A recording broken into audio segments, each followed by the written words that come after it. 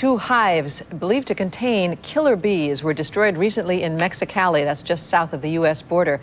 These bees were discovered in pools of Brazilian electrical wire after they attacked workers. Local officials believe killer bees could begin to show up in the Southland as soon as this fall. Elaine Long has more. Bees fascinate Isaac Karazi. He's a beekeeper who removes hives from homes and businesses. But after 20 years of this, he's noticing more aggressive behavior in bees. His concern is about the killer bees due to arrive this year, because beekeeping will change.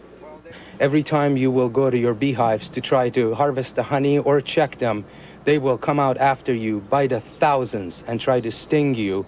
The African honeybee, dubbed killer bee, is a bit smaller than our domestic bee, but basically looks the same. They've been heading to California from South America for nearly 30 years.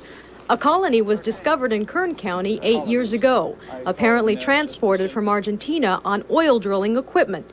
Those bees were destroyed, but not before breeding with domestic bees. Since then, killer bees have arrived in Mexico and Texas.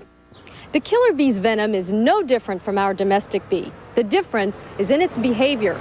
Killer bees are aggressive, and they will defend their hives and attack in swarms. According to the Department of Agriculture, killer bees will chase their prey for quite a distance. This is particularly important if we're talking about small children or elderly people that perhaps couldn't take evasive action as quickly as someone else.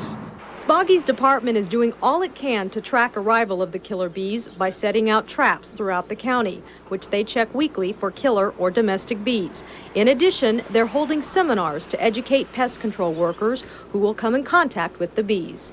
In El Monte, Elaine Long, Channel 7 Eyewitness News.